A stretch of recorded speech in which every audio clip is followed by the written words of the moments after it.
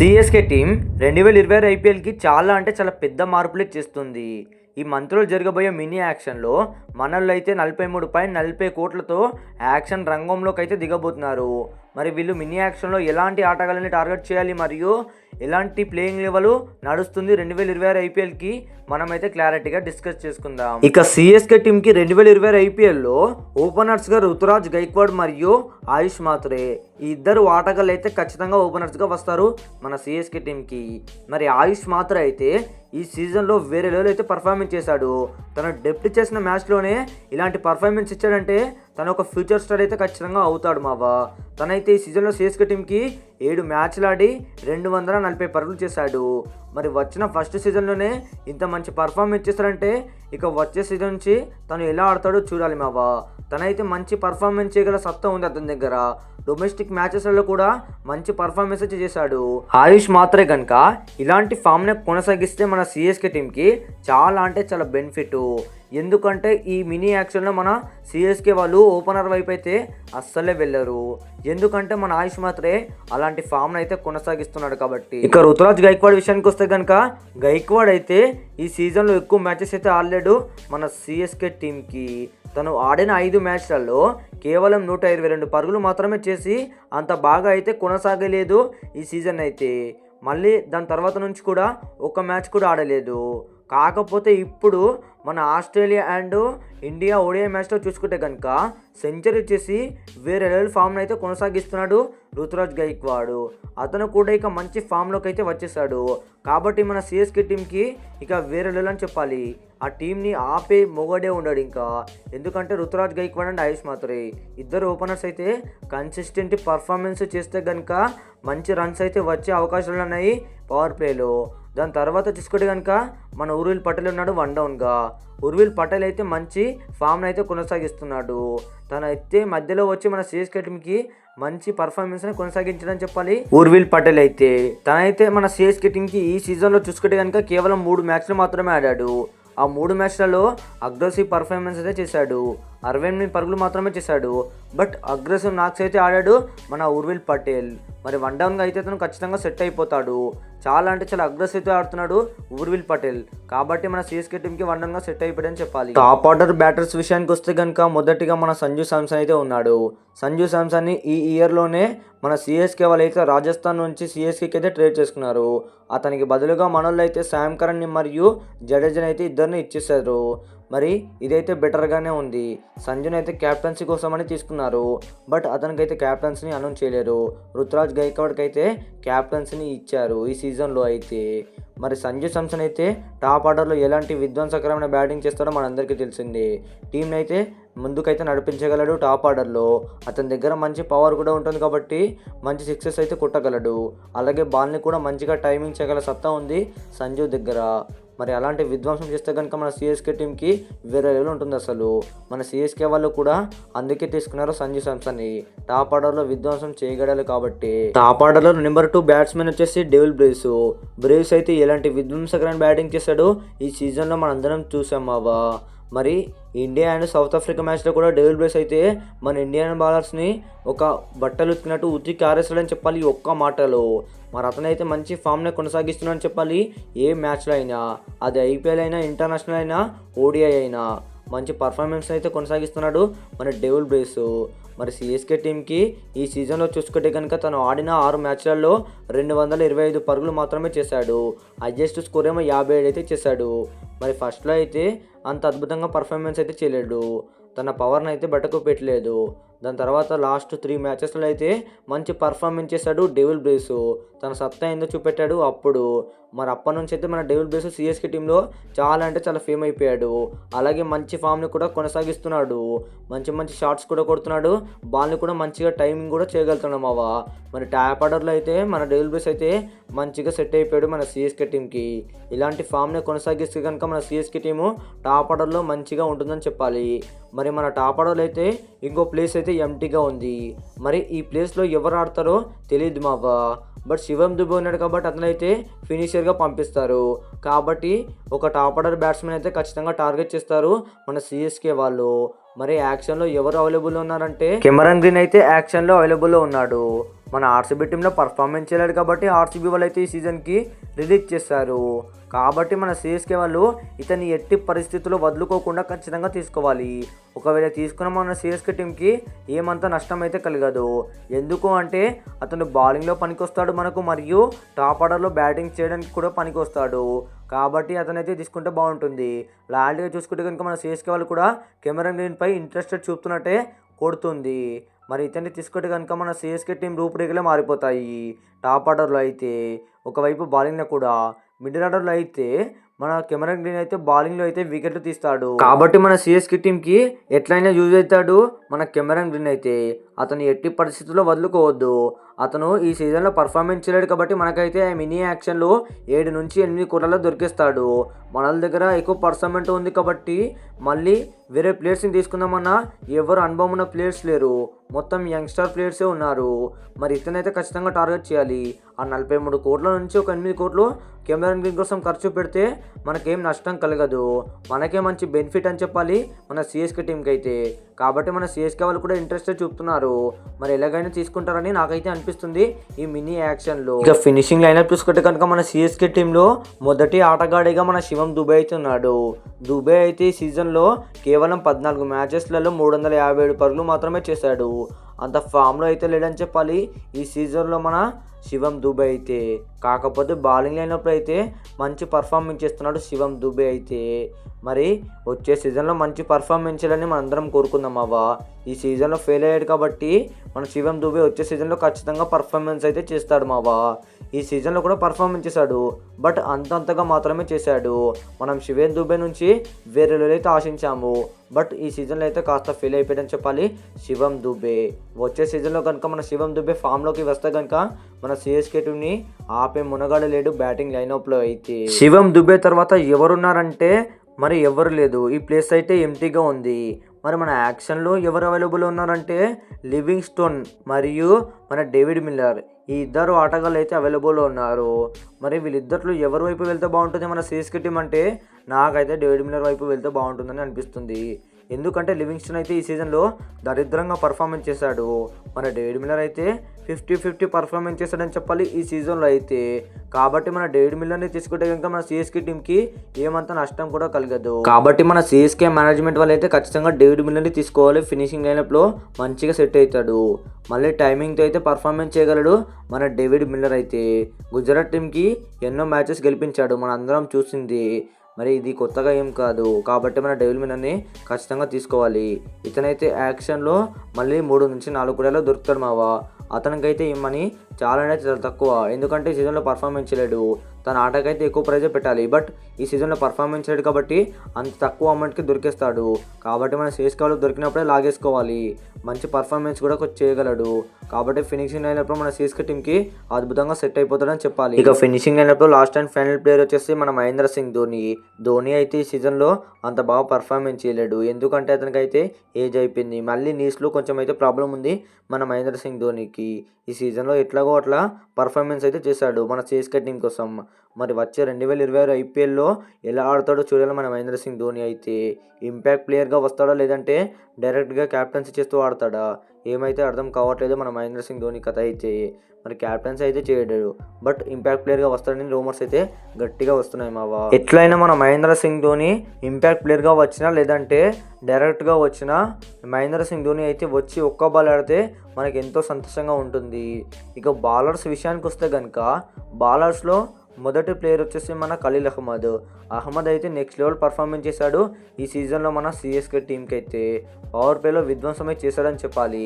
మరి ఈ సీజన్లో చూసుకుంటే కనుక తను మొత్తం 14 మ్యాచ్లు ఆడి 280 బాల్స్ వేసి 447 పరుగులు ఇచ్చి 15 వికెట్లు అయితే తీసుకొని అద్భుతమైన పర్ఫార్మెన్స్ చేశాడని చెప్పాలి ఖలీల్ అహ్మద్ అయితే. మరి వచ్చే సీజన్లో కూడా ఇలాంటి ఫామ్ని కొనసాగిస్తే కనుక పవర్ ప్లేలో నెక్స్ట్ లెవెల్ ఉంటుంది. ఇక మనలో అయితే ఇంకో మంచి పవర్ ప్లేలో ఒక మంచి బౌలర్ని అయితే వెతుక్కోవాలి మావా. ఎందుకంటే ఖలీల్ అహ్మద్ ఒక్కనికైతే చాలా అంటే చాలా ఇబ్బంది అయిపోతుంది. పత్తిరన్న కూడా లేడు కాబట్టి మంచిగా ఖలీల్ అహ్మద్ లాంటి బౌలర్ని అయితే ఇంకోని ఎన్నుకోవాలి మన ఈ యాక్షన్లో అయితే. మరి ఎలాంటి ఆటగాన్ని టార్గెట్ చేయాలి అంటే ఆకాష్ మధ్వాల్ అయితే అవైలబుల్ ఉన్నాడు మావా. ఆకాష్ మధ్వాల్ అయితే పాస్ట్లో అయితే లక్నో టీంకి మంచి పర్ఫార్మెన్స్ చేశాడు. ఈ సీజన్లో అయితే మన రాజస్థాన్ టీంకి వచ్చాడు ఆకాష్ మధ్వాల్ అయితే. మరి మన రాజస్థాన్ టీంకి ఈ సీజన్లో కేవలం 4 మ్యాచెస్ మాత్రమే ఆడాడు. ఆ 4 మ్యాచ్లలో 90 బాల్స్ వేసి 166 పరుగులు ఇచ్చి 4 వికెట్లు అయితే తీసుకున్నాడు ఆకాష్ మధ్వాల్ అయితే. మరి కాస్త ఇంప్రెస్ నాకే చూపెట్టాడు ఆకాష్ మధ్వాల్. ఇతనైతే మన సిఎస్కే టీంకి వస్తే బాగుంటుంది మావా, ఎందుకంటే అతను అద్భుతంగా పర్ఫార్మెన్స్ ఇస్తాడు. పవర్ ప్లేలో కూడా బౌలింగ్ వేయగల సత్తా ఉంది ఆకాష్ మధ్వాల్ దగ్గర. కాబట్టి మనల్ని అయితే అతను టార్గెట్ ఇస్తే బాగుంటుంది మావా. అతనైతే కేవలం 2 లేదా 1 కోట్లలో దొరకవచ్చు, ఎందుకంటే అంత బాగా పర్ఫార్మెన్స్ చేయలేడు కాబట్టి ఆకాష్ మధ్వాల్ని అయితే ఖచ్చితంగా టార్గెట్ చేసి తీసుకోవాలి మన సిఎస్కే టీం వాళ్ళైతే. పవర్ ప్లేలో అయితే మంచిగా సెట్ అయిపోతాడు ఆకాష్ మధ్వాల్. ఇక నెక్స్ట్ ప్లేయర్ వచ్చేసి నాథన్ ఎల్లిస్ అయితే ఉన్నాడు.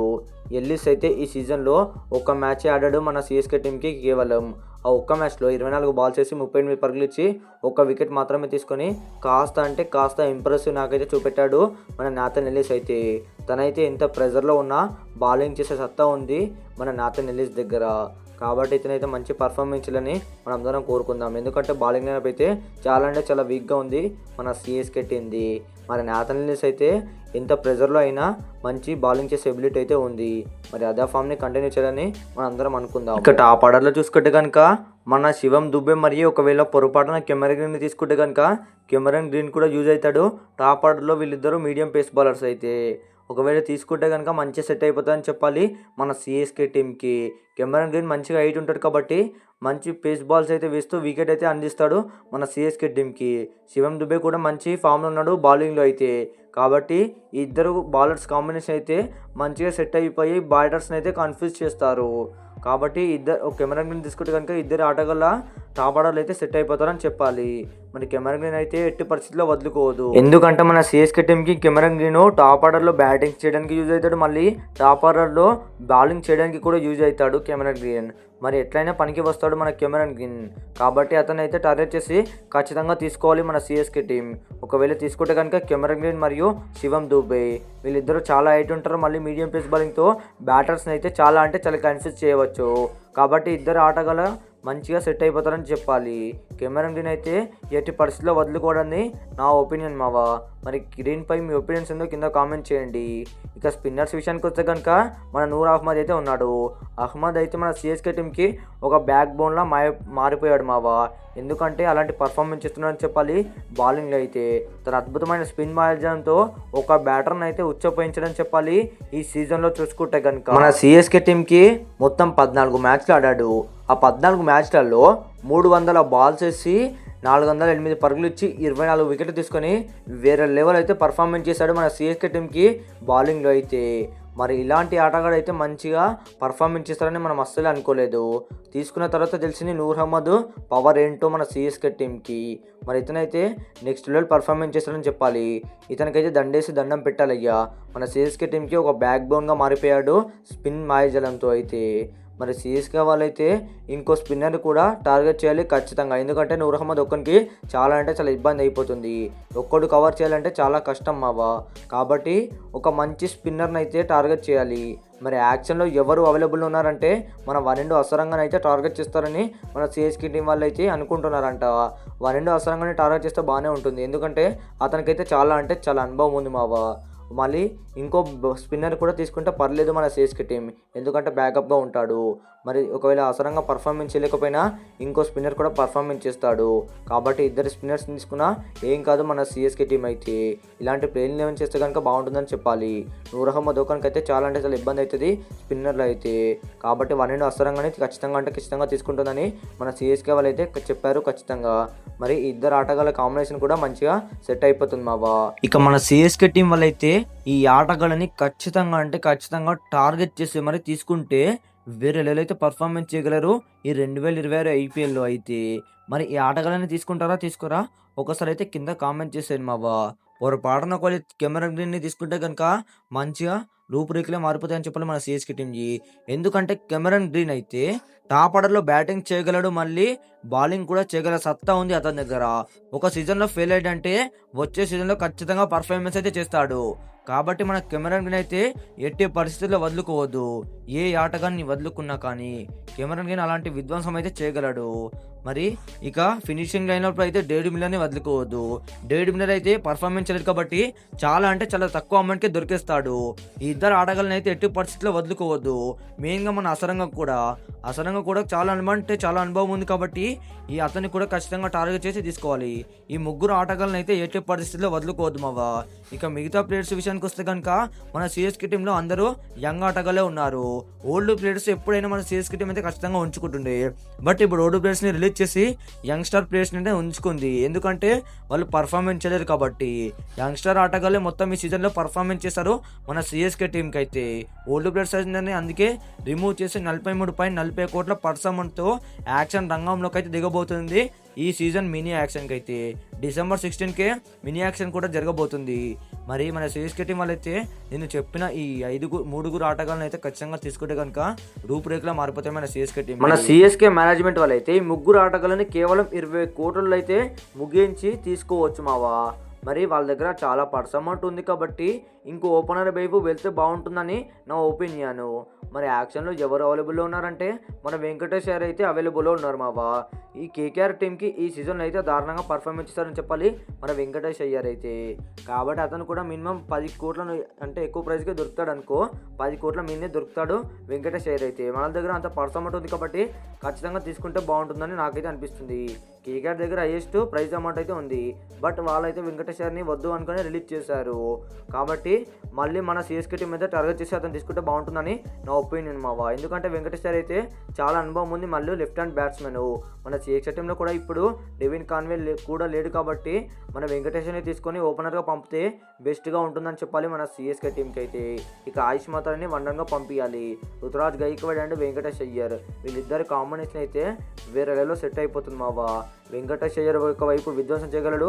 మన రుతురాజ్ గైక్వాడ్ అయితే టైమింగ్ని చూసుకొని కన్సిస్టెంట్ బ్యాటింగ్ అయితే చేస్తాడు. కాబట్టి వీళ్ళిద్దరు ఆటగాళ్ళకైతే మంచిగా సెట్ అయిపోతుంది. ఓపెనింగ్ స్టార్ట్లో అయితే మంచి పవర్ ప్లేలో కూడా రన్స్ తీయగలరు. వీళ్ళిద్దరికి మళ్ళీ చాలా అంటే చాలా అనుభవం ఉంది. కాబట్టి మన సిఎస్కే టీంకి వెంకటేష్ అయ్యర్ వస్తే కనుక ఓపెనింగ్ స్టార్ట్ అయితే చాలా అంటే చాలా వేరే లెవెల్ ఉంటుంది మావా. పవర్ ప్లే వీళ్ళైతే మంచి రన్స్ కూడా తీయగల సత్తా ఉంది వీళ్ళిద్దరు బ్యాట్స్మెన్ దగ్గర. ఒకవేళ వెంకటేష్ అయ్యర్ కనుక వస్తే ఎలా ఉంటుందో మీ ఊహకే వదిలేస్తున్నా. పొరపాటున వెంకటేష్ అయ్యర్ని తీసుకొని ఫామ్లోకి వస్తే కనుక మంచి పర్ఫార్మెన్స్ అయితే చేయగలడు వెంకటేష్ అయ్యర్. ఇక మన సిఎస్కే టీం యొక్క ప్లేయింగ్ లెవెల్ అయితే ఇదే మావా. మనలో అయితే మన వెంకటేష్ అయ్యర్కి మినిమం 10 కోట్ల పైన పెట్టాల్సి వస్తుంది. ఎందుకంటే అతనైతే చాలా మంచి టాలెంట్ బాటర్ మావా.